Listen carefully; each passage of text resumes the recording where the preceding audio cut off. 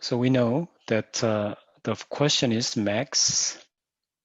So this is kind of helping us because it already gave us the equations. So we don't have to really worry about the equations. So it says z equals 10x1 plus 50x2, right? And we also learned that there are a few constraints. So subject to 2. First one is 3x1 plus 5x2 less than equal to 160.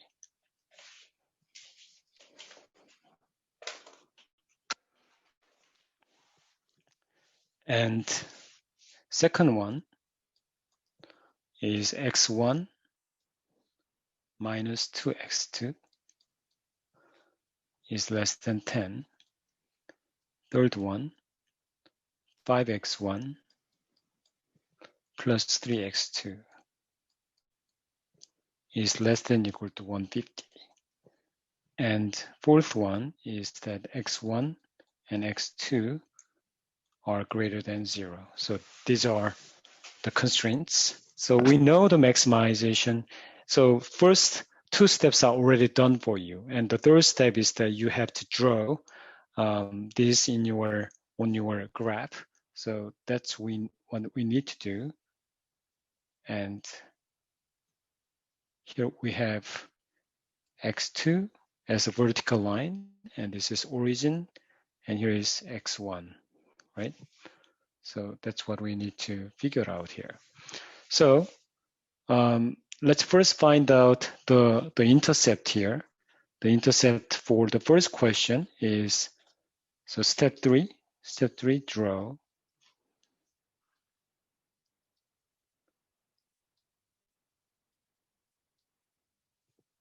Step 3,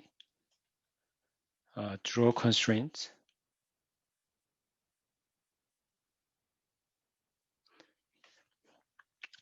So the first constraint, intercept. Let's find the intercept. Find the intercept. And I said you have to plug zeros into your variables and then find the intercepts. So first constraint, when x1 is 0, 5x2 equals 160. Therefore, x2 is going to be 32, right? When x2 is 0, then 3x1 equals 160. Therefore, x1 is going to be 160 over 3, which is 53.3. And second one, let's do this. So when x1 is 0, then x2 is negative 5, right? If x2 is 0, then x1 is 10. So we find that that intercept. The third one is x1 is 0, then x2 equals 50. x2 is 0, then x1 is going to be 30. So we found that. So let's draw these lines there. So 53, we need to find 50. So let's say 10, 20, 30, 40, 50. 10, 20, 30, 40, 50. Here's 50. And let's try to draw the first line. That's 32 and 53. 32 and 53. So let me change the color. So see this one, and x2 is 32. So here 32. And x1 is 53.3. So probably here 53.3. And you are connecting them. Because of this non-negativity constraints, we are not concerned with negative values. And then the second one, let me use a different color. X1 is 10 and X2 is negative 5. So we have 10 and negative 5 probably over here. So negative 5 and connect them together.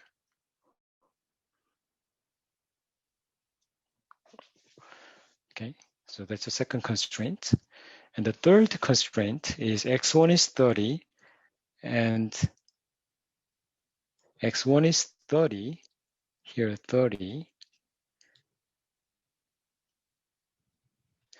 30, and x2 is 50, so 50. So connect them together. So that's a third constraint there.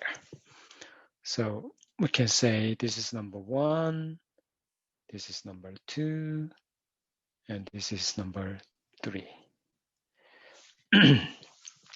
And then what we need to do is we want to specify the region, and this one is easy, right? So this is positive and less than equal to. So we know that number 1, it's a below area rather than above area. It's a below area because it's less than equal to 160. The second one, look at here, this is negative sign and this is less than equal to. And if we do the calculation, actually negative 2x2 is less than 10 and x2 is greater than equal to negative 5, right? So x2 has to be actually greater than negative 5.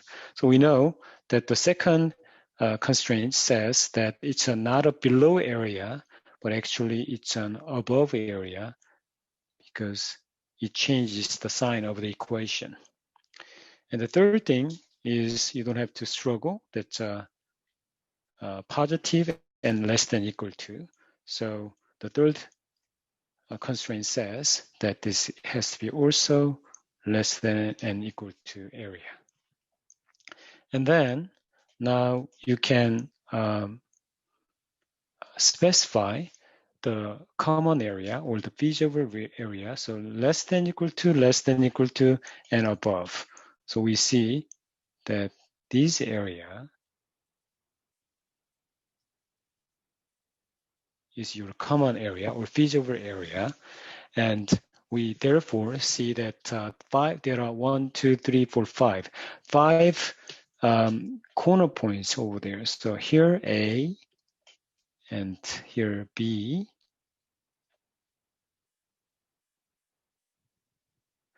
And this is C, this is D, and this is E, right? Very good. So we see that there are 5 corners, and it's kind of easy for us to know what corner point A is because it's origin. So we can say that this is, so let me change the color then. A must be 0, 0. That's origin. And B is 0, 32, right? 32. C and D, we need to do calculation. E, that's 10, 0, right? So that's easy, 10, 0. And E and D, it's a kind of, we have to see what the corners are, and they are intersecting together. Therefore, we have to do substitution method or a subtraction method and calculate that. And to find the C, we see that they are the points where constraint C and constraint 1 are intersecting together. So we can calculate that. So C, 2 and 3 are intersecting. C's 1 and 3 are intersecting. So 3x1 plus 5x2 equals 160. And then 3 is 5x1 plus 3x2 equals 150. So to solve this one, you have to make one of them equal, right? So this coefficient, you have to find the common multiples and compare together, right? So what I'm going to do is I'm going to just multiply this one by 5 here, and this one by 3, and this one by 3, then I should be able to calculate that. So let's go. So 15x1 plus 25x2 is, so you have to multiply this one by 5 too. So that's 800. This one, 15x1 plus 9x2, and that is multiplied by 3 here, 450. 450 is right there. So we found them. So then you need to just subtract them. Then 15x and 15x1, you cancel it out. Then you have 16x2 equals 800 minus 450 is going to be 350. So x2, you found that it's going to be 350 over 16 is going to be your x2. And similarly, you can now, if you find this one, you plug that back into the formula and find that. So if you don't mind, what is the value now? 350 over 16, what is it? 21.875. Say it again, please, Rocco. 21.875. 21.87.5? Yeah, 21.875.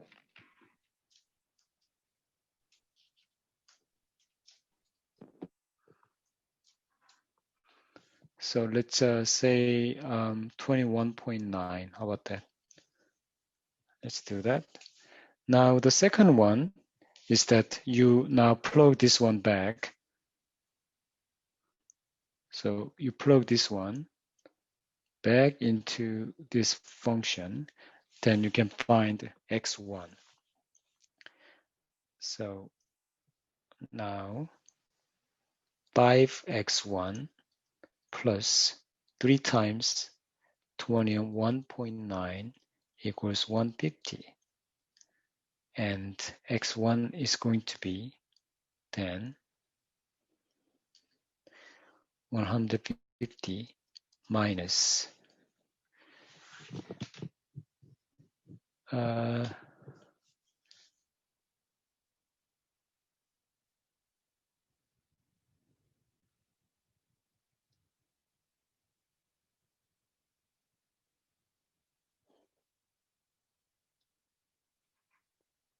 so that's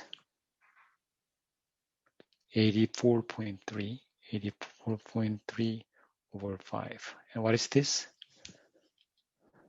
16.87. 16.87. So let's say 16.9.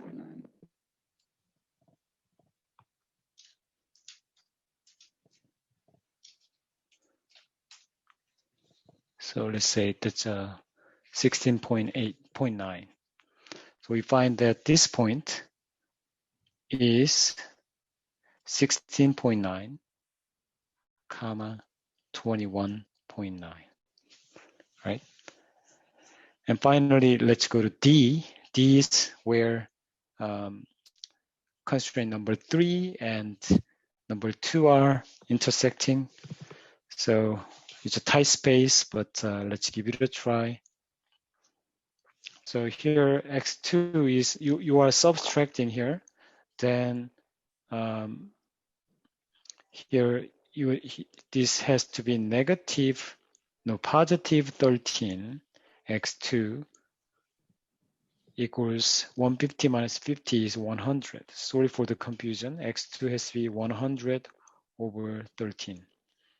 And that's 7.7.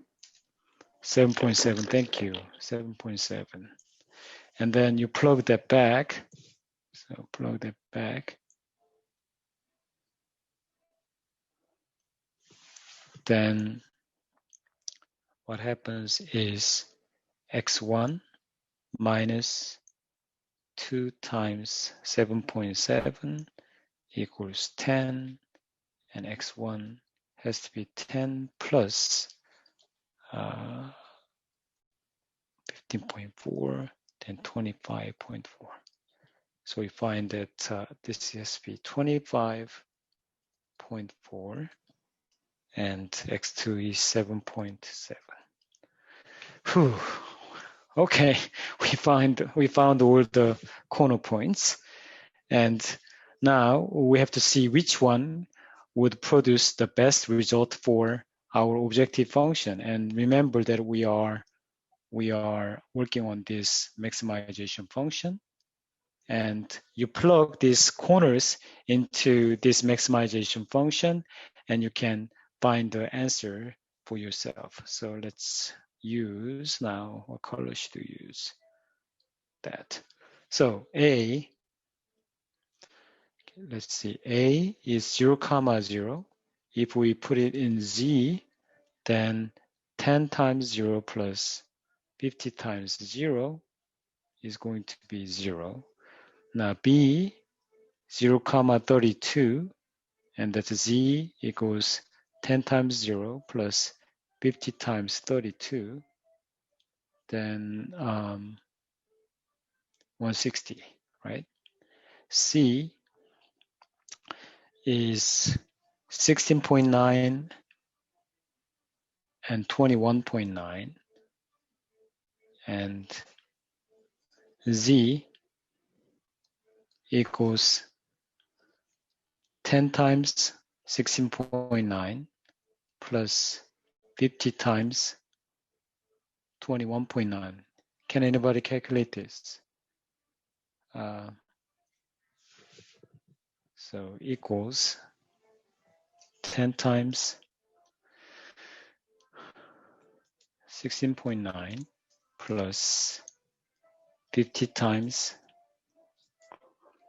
21.9. It's 1,264.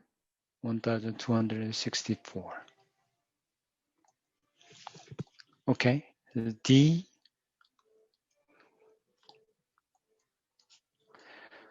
The D is 25.4